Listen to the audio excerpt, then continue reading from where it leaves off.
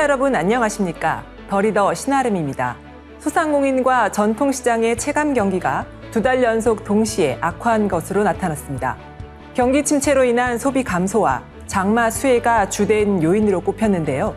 어려움을 겪고 있는 전통시장 상인과 소상공인을 위한 공공기관이 있죠. 오늘 더 리더에서는 소상공인시장진흥공단 박성효 이사장을 모시고 정책에 대한 이야기 나눠보도록 하겠습니다.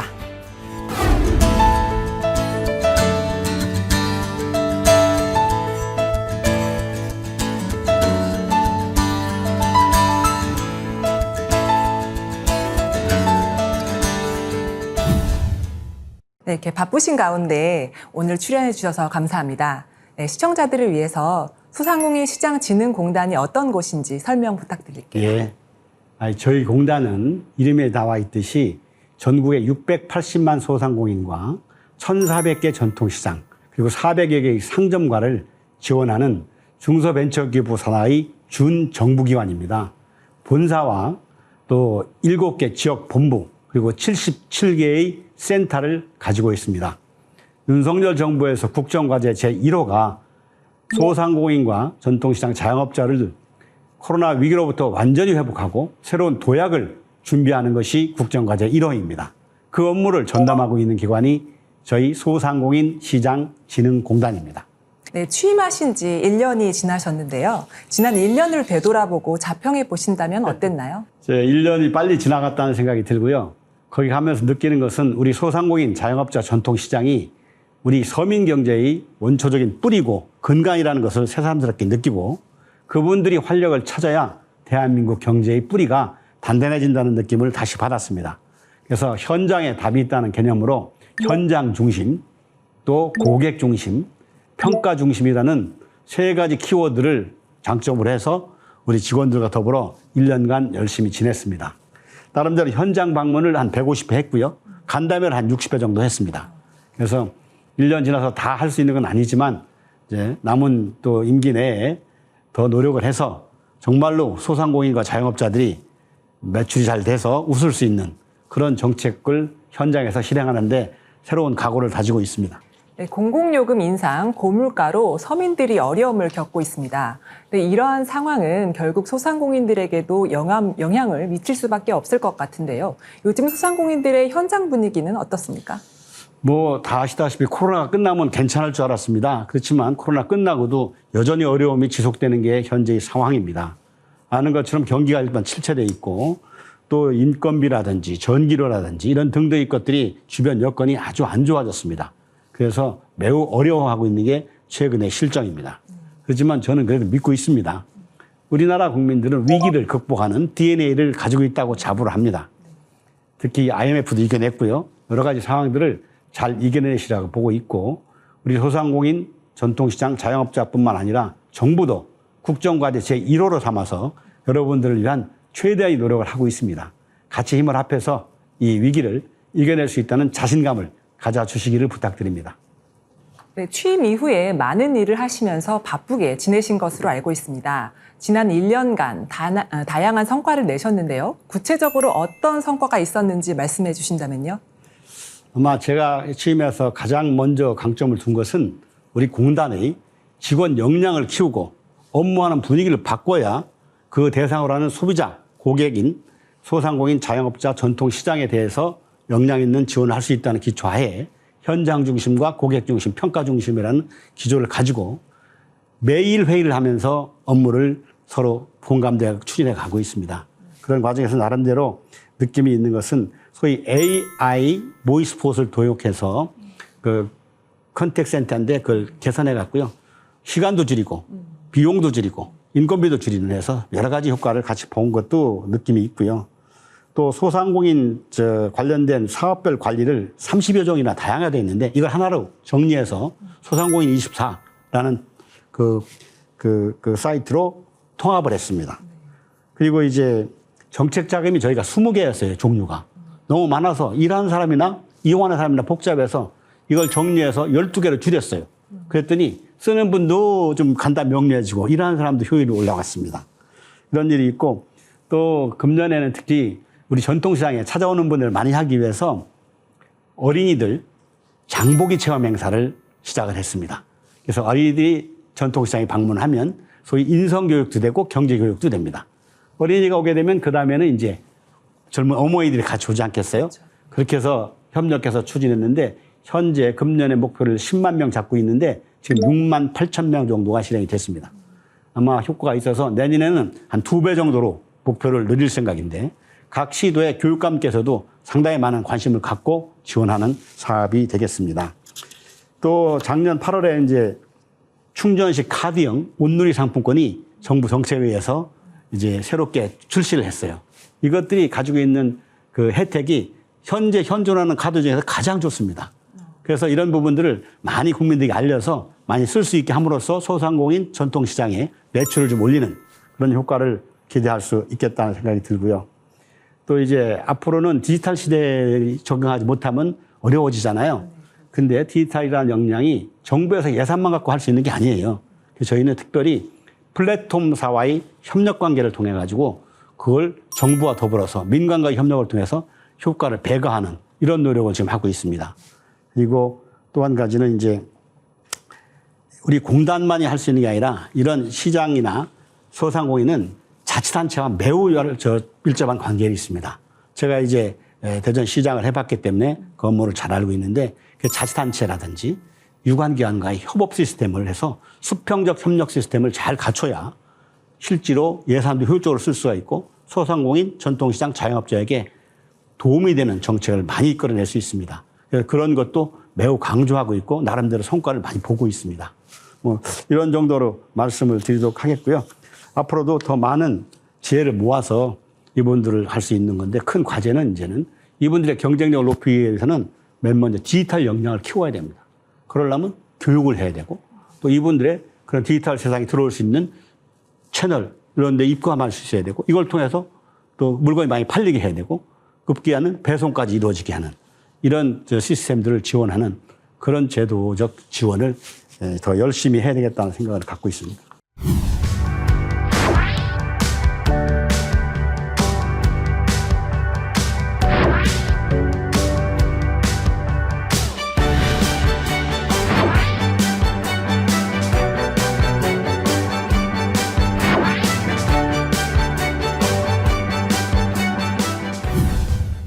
네, 이번에는 소상공인 시장 진흥공단의 주요 사업에 대해 알아보겠습니다. 네, 코로나19 당시에 비대면 거래가 늘면서 이제는 많은 소비자들이 온라인에서 상품을 구매하는 경우가 흔해졌죠. 이와 관련해서 소진공에서도 지원 정책을 마련하고 계시다고 들었는데요. 네, 조금 전에도 설명을 드렸다시피 이 정부와 또 민간의 플랫폼사 같이 동반으로 해서 협력을 구해가지고 디지털 역량을 강화하는 그런 사업들을 지금 계속 여러 가지를 추진하고 있습니다.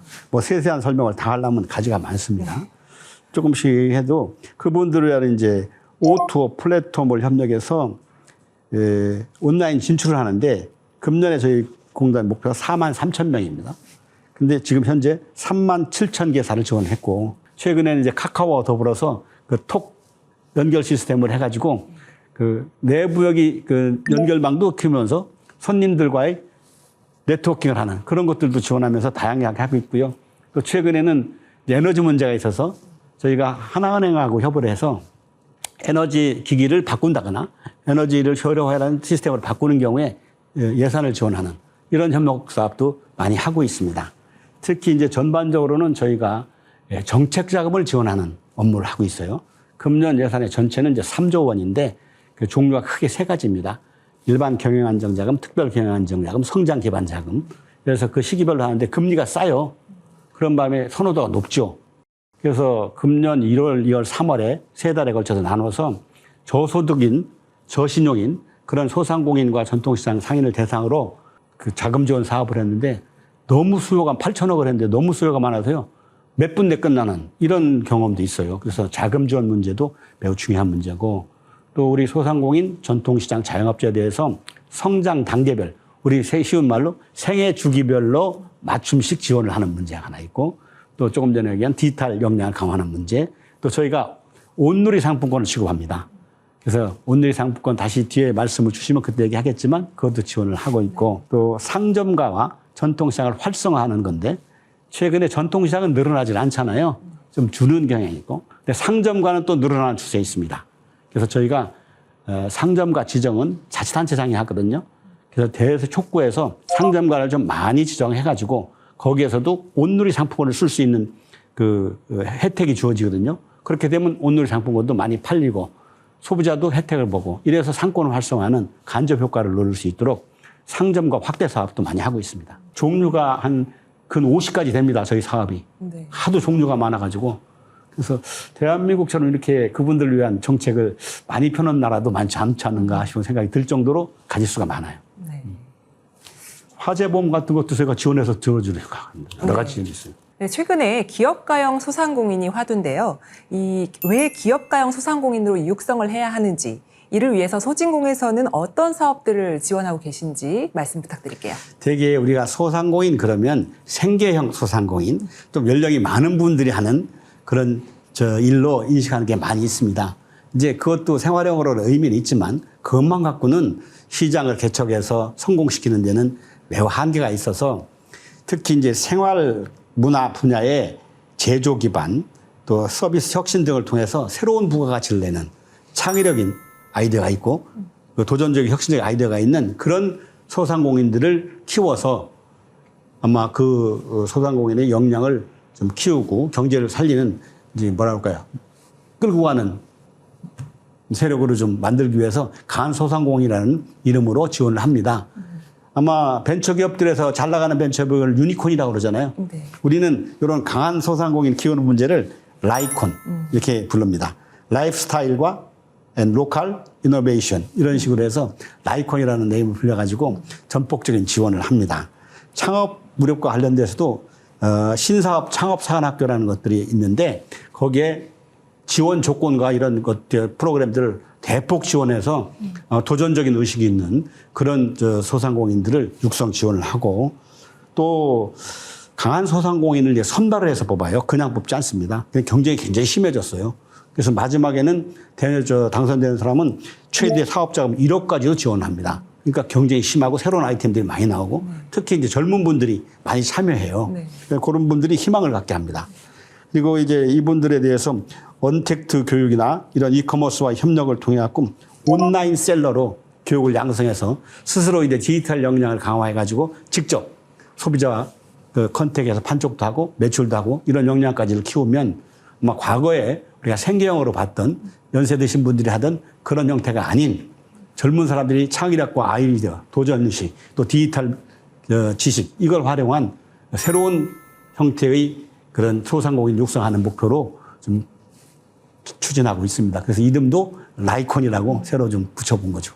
네, 고금리, 고물가 등으로 또 고통받고 있는 소상공인들이 많은데요. 이런 위기에 처한 소상공인을 위한 저금리 정책 자금을 지원하고 계신다고 들었습니다. 어떤 것들이 있는지 소개 좀 부탁드릴게요. 조금 전에도 설명을 드렸는데요. 우리가 3조 원, 금년에는 3조 원 규모의 정책 자금을 지원합니다. 작년에는 3조 5천억이었는데 지금 좀 줄었어요. 그 점이 좀 아쉬워요. 네. 자금 소요는 지금 더 늘어났는데 정책적인 자금의 토탈 포션은 좀 줄었다는 게 아쉬운데 우선 이제 일반 경영 안정 자금에서 규모가 5천억입니다. 일반 소상공인을 대상해서 경영에 필요한 자금을 최대 1억까지 지원해 주는 것이고요. 또 성장 기반 자금의 그 지원 총 규모는 1조 2천억인데 소공인 특화 자금, 성장 촉진 자금, 스마트 자금, 민간 투자 매칭 자금 등에서 이런 혁신을 지원하는 자금이 있고 또 특별 경영 안정 자금이 1조 3천억인데 이게 이제 긴급 경영 안정 자금, 청년 고용한 연계 자금, 재도전 특별 자금, 장애인 기업, 위기 지역 이런 것들이 이제 대상인데요. 특히 이제 긴급 경영 안정 자금은 지난번에 어려웠던 이태원, 네. 예, 용산구 관련된데 또 강릉에도 산불 때문에 많이 어렵잖아요. 네. 그렇게 특정한 지역에 특별한 애로를 겪을 때 이 자금으로 또 별도의 지원을 해주고 있습니다. 그리고 이제 저신용 전용 자금은 아까 말씀드렸다시피 금년 1월, 2월, 3월에 각각 나눠서 8천억을 지원했는데 몇 분 안 돼서 다 소진되는 그런 그 가수요도 있었지만 근본적으로 금리가 올라가고 하니까 거기에 따른 수요가 많았어요. 네. 근데 지금 여기는 대개가 절이거든요. 뭐 2% 막 이렇게 해주니까 관심이 많이 크죠. 지금도 이런 쪽에 관심이 굉장히 많아요. 자금 문제 이런 게. 네, 그 밖에 전통시장 활성화 정책은 무엇이 있나요? 전통시장을 잘하기 위해서는 기본적으로는 우리 상인들이나 이런 부분들이 디지털 역량을 강화하는 일이 우선 급하죠. 그 다음에는 손님들이 많이 와서 매출이 잘 돼야 되잖아요. 네. 이용하기 편하고 매력 있게 이렇게 만드는 게 주 목적인데 그 중에서 저희가 이제 야시장을 금년에 한 56개 특성화 시장에 야시장을 한번 개최해 보도록 권장하고 있습니다. 야시장이 좀 매력이 좀 있잖아요. 그렇죠. 그래서 낮에만 왔다 갔다 하는 것보다 공간의 이용도도 높일 수 있고 사람들이 찾아오는 계기도 잘 만들 수 있는 야시장을 지원하고 있고 또 이제 특성화 시장이라 해서 문화, 지역 또 관광과 연결시키는 지역 특화 시장을 육성하는 사업이 있습니다. 이게 이제 2년간 최대 10억을 지원하는 것이고 81곳을 지원합니다. 그리고 시장 안전 관리가 필요하기 때문에 전문 기관인 이제 전기 안전공사, 한국가스기술공사 등과 협력을 해서 전기, 가스 안전에 대한 지원도 하고 있고요. 또 이제 불이 나면 어렵잖아요. 근데 전통시장은 여건이 나빠서 일반 보험에서 잘 안 들어줘요. 그래서 저희가 화재 관련된 공제를 조직해갖고 추진하고 있습니다. 근데 저희 직원들이 아이디어를 내서 그걸 이제 더 그 은행하고 협력하고 또 보험하고 협력해서 화재 공제를 들으면 풍수의 보험을 공짜로 들어주는 소위 1+1 이런 개념으로 해서 그분들에게 도움을 드리는 아이디어도 추진하고 있고요. 이제 코레일과 협력해서 팔도, 장터, 관광열차라는 것도 운영을 합니다. 여기에 일부 자금들도 지원해요. 저희가 상품권도 지원하고 요금도 일부 지원하는데 금년에 한 40회 정도를 계획하고 1,400명 정도를 목표로 이제 장터를 들리는 관광열차죠. 그렇게 만들고 아까 말씀드렸다시피 하나은행하고 협업해서 이제 에너지 절감을 한 시스템을 하거나 기기를 살 때 저희가 지원하는 사업도 하고 있습니다. 요 금액은 이제 하나은행하고 한 게 한 30억 정도가 되고 정부도 아마 이런 부분에 대해서 관심 갖고 간전을 통해서 하는 걸로 알고 있습니다. 이런 등등의 사업들이 있고요. 아까 얘기한 어린이들 장보기 체험 이것도 해서 시장에 자꾸 새로운 사람들이 경험할 수 있는 계기를 만들어주는 일이 중요하다고 봐요.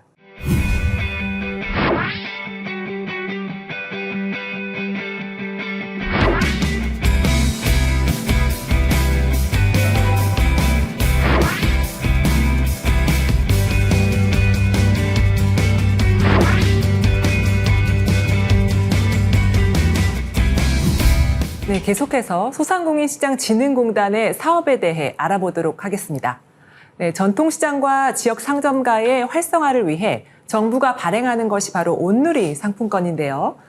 특히 작년 8월에 출시한 충전식 카드형 온누리 상품권의 경우는 혜택이 더 많다고 들었습니다. 그렇습니다. 어떤 혜택들이 있는지 소개 부탁드릴게요.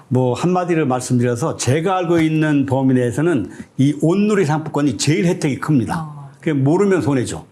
어떻게 얼마나 크냐면 저희가 이제 그 충전식 카드형 온누리 상품권을 작년에 8월에 했거든요. 할인율이 10%, 월 150만 원까지 혜택을 드립니다. 그리고 전통시장에 쓰면 소득공제에 50% 적용이 됩니다. 근데 이게 얼마나 편리하냐면 별도로 뭘 할 게 없어요. 스마트폰에다가 앱을 다운받아서 쓰고 있는 카드를 연동시켜서 그냥 쓰면 됩니다. 새로운 카드를 발행할 필요도 없고 그러면 그 카드사에서 활용하는 각종 그 실적에 따른 마일리지 혜택들을 다 같이 볼 수 있어요. 이런 정도로 상당히 혜택이 많은 사업인데 아직 홍보가 많이 안 됐어요. 그래서 저희가 홍보를 적극적으로 하고 있고 또 지류는 그거보다 조금 할인율이 떨어집니다. 그렇지만 이제 젊은 분들은 아무래도 충전식 카드형 이게 익숙하기 때문에 이걸 많이 홍보하려고 하고 있고요. 과거에는 없었는데 이제 법인 이런 데도 저희가 단체 구매할 때도 10% 할인을 해줍니다. 법인들도. 예. 네. 그래서 금년에 이 판매 목표가 4조 원입니다. 4조 원인데 지금까지 한 1조 5천억을 팔았습니다. 근데 이제 8월 말부터 9월 추석 전까지 또 동행 세일이라는 걸 합니다. 동행 축제를. 그때 또 대대적으로 홍보해서 가입도 많이 시키고 판매도 많이 되게 하는 그런 목표로 요 온누리 상품권을 지금 홍보하고 판촉을 노력하고 있습니다. 제일 그래도 혜택이 큰 게 충전식 카드형 온누리 상품권입니다. 네, 그 소상공인과 전통시장 내수 활성화를 위해 힘쓰고 계신데요.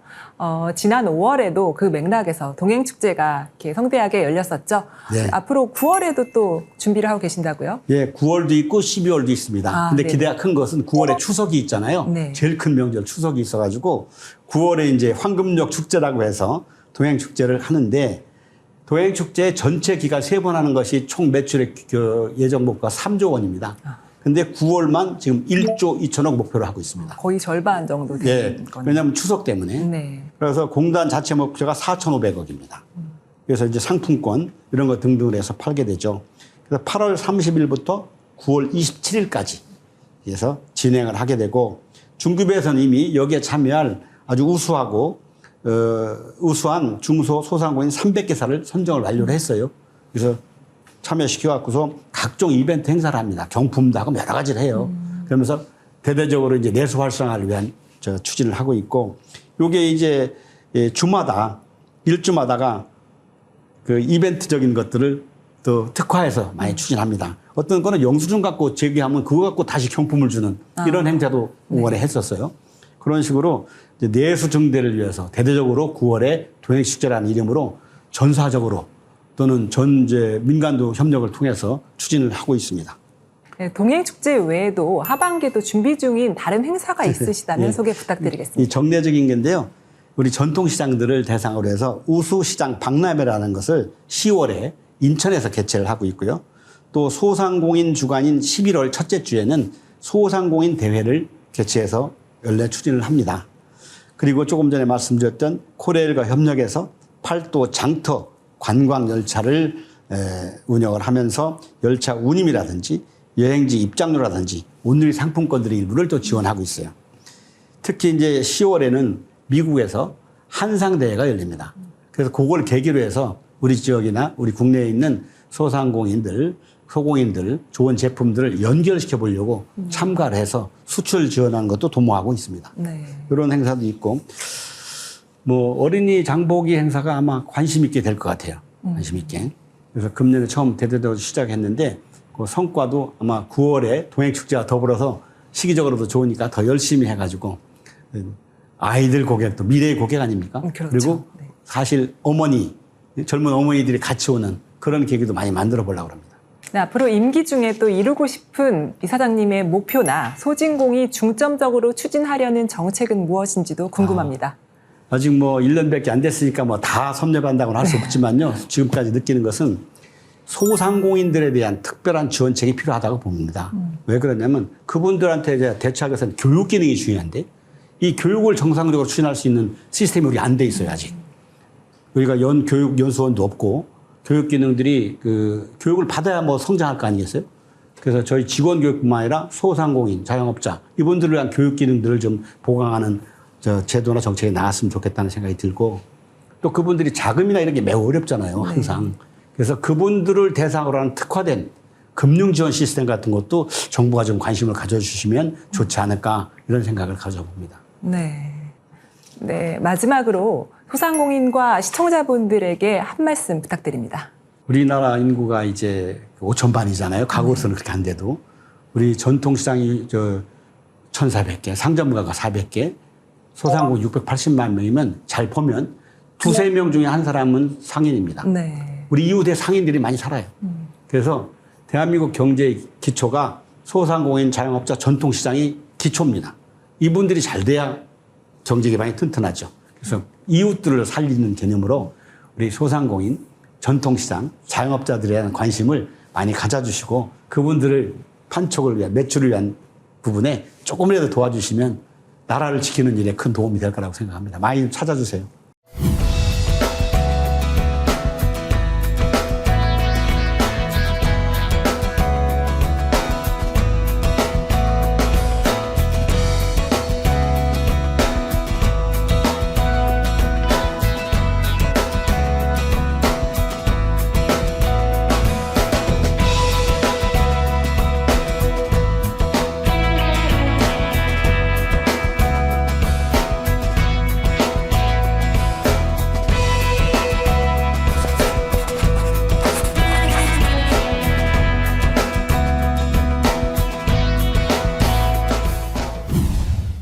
급변하는 경제 상황 속에서 변화에 적응할 수 있도록 소상공인과 전통시장을 돕고 있는 소상공인시장진흥공단의 역할에 대해 살펴봤습니다.